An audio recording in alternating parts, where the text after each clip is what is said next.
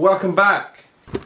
Welcome back everybody. Today I'm fixing my bike again because it's broken yet again. I've worn out some bearings. So I'll just show you what's wrong and then we'll get straight to it.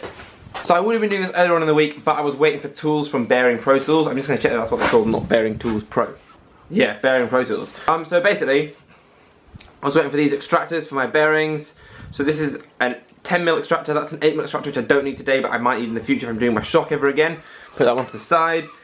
And then we've got these little bearing drifts that press into each side of the bearing, push it in nice and smooth and straight, which is better than the old socket set kind of setup. So that's what we're using today, and that is a bigger bearing puller that I'm hoping I can use my front wheel, so we'll see how that goes as well, but I'm not going to do that today.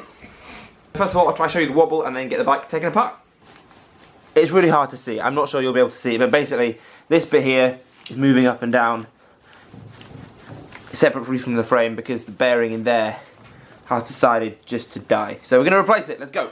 So that is the cranks off, got to take the wheel off. Got some standby string to support my rear triangle if I need to. There we go, so I've got a string here to keep this end of the bike up when I remove this segment. Ready for the big reveal? Taking much longer than I thought it would. Oh yes.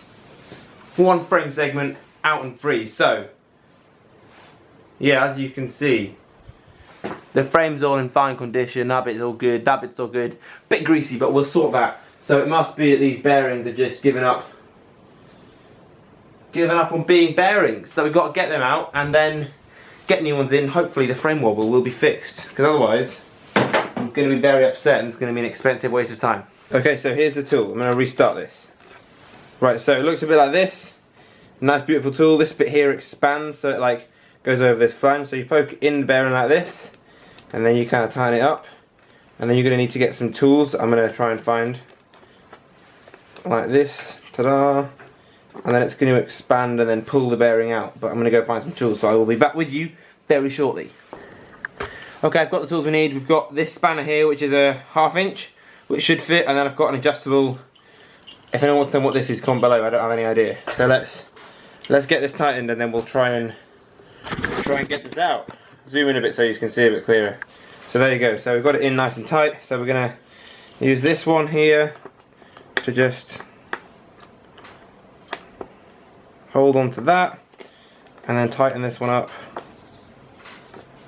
Yep, feels like it's starting to get a bit snugger, so we'll just keep going. I'm not sure quite how tight to do it, but we're just going to do it until it feels like it might hammer out. Okay, so that feels really snug now, and also, yeah, that bearing is wrecked. Like, that's the play. This is really solid, so that's the play in the inner bearing. So you can see why that needs to be replaced. That's not good at all. And then to kind of get out the rest of the way, we need to find ourselves like a bolt that's going to fit through the other side and hit from the other end. And then a little hammer, bash it out, and this bearing's just going to pop out the frame, nice and smooth. Fingers crossed. I'm going to try and use this rod of thread that they give you for the bearing presses and just see if I can knock it through with that. So I'll try to get an angle where you can see what's going on both sides, although I don't quite know how to do that. Your bearing in there, that's all the play, which looks disgusting. Bearing press attached in, that is, oh, it feels awful. And then we get our little mallet and our strip of steel. Oh look, I've covered my jacket in grease. How disappointing.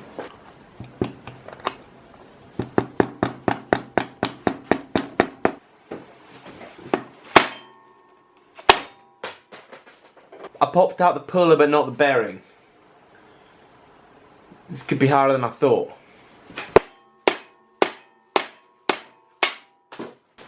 Same thing again, no bearing.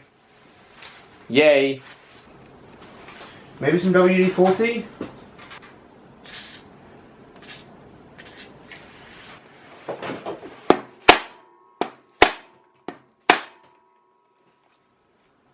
Oh! Oh yes, it's coming!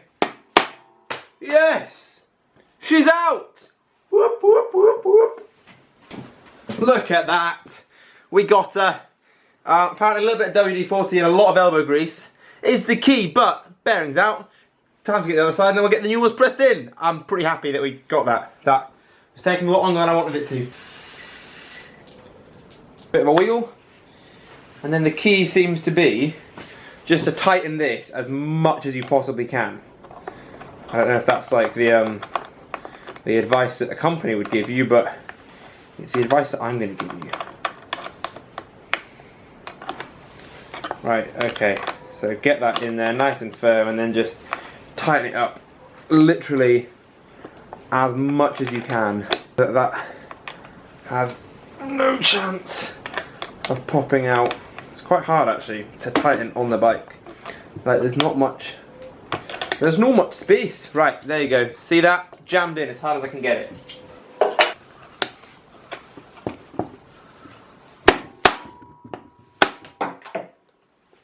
Oh yes, second hit and it came out. Now I just got to go find it. Ta-da! Second one out, much easier. So, bearings are out, now we're going to get the new ones in. So I'm going to be using these T-Drifts with the little drifters on. These are the ones for the 69000 bearings. Just get them now. This 69000 bearing, I've got the Enduro ones, the LLU Max. I'm going to be pretty good for frames, so that's just going to slot on there. Sits nicely on that drift there. So you're going to push that into your frame like that. And then the other one, I'm just going to put on the other side so it sits inside the frame. At least it should. There we go. Nice and comfortably. Bearing Pro Tools are great. They give you little bearingy bits to go on each end so you don't damage the T-Drift. And then you can just spin that on like that. So mine aren't quite the right length because my bottom bracket sticks out. So I'm just going to stick on my drifts for my wheel bearings at the same time. You know, it'll add a bit of space. We know they're nice and straight because that's what they use for, you know, still used for other bearings, isn't it? If I could get this other drift on, there we go. Then I can. This is going to take ages. Yeah, and I'll have loads of space to press these on. Just got to get this going the other direction again. There we go. So much better. Drifts in both sides. Let's just spin this one up until it's sitting nicely with the bearing, and then it just should press in really nice and simply, just like that. You can watch it winding in, and then it'll get to the point where you feel a bit of resistance. That's when you stop because it's in the frame properly. There you go, you can see that sitting really snugly. Because I'm inserting this into a carbon frame, I'm not using any grease or anything because Rocky Mountain advised that you don't. So I'm going to listen to their advice because you know what? They're the pros. We're doing the other side. We're going to leave this side in with the drift. Pop our fresh bearing onto the other side, followed by the drifts. So that's that fresh bearing on there on the other side, followed by the drifts and the, you know, the little bits that go with it. There we go, she's on. Give that a spin so it's nice and snug. So there you go, so you've got your bearing in there, followed by your press, followed by some little bearing bits to help it push in a bit smoother. You can just keep turning those. This one you'll start to feel a little bit of resistance as well. Give it a little snug up, and then your bearings should be in nice and straight, and I'll just show you up close how they look now. I was going to film me putting all this back on and have it like as a time lapse, but I kind of forgot, so here's me finishing up. I've taken off my jacket and it's really staticky because it was getting all oily, but I'm done. So obviously still got to put the wheel back on, but I'll finish the video there. So we've replaced all this. I'm going to clean all this up so it's nice and shiny again. But this is all done, so the bearings are nice and solid, and now when I wobble this, there's no play and it just feels so good. So basically the last thing I'm going to do is to get this Mighty Beast out, which is my torque wrench. You can get them on Amazon for like 25 quid. I'll put a link to the one that I got below. So I'll just torque up all the bolts for the Rocky Mountain spec, make sure my bike stays in one piece for as long as it possibly can. And yeah, so thank you so much for watching. I hope this helped somebody, and I really would highly recommend Bearing Pro Tools. Their tools are awesome, they work really well, and they're fairly cheap for bearing tools as well. So you can go off and spend 200 quid in a bearing kit if you want to. So these cost me about 50 quid for all the tools to do all my fairing bearings and my wheel bearings.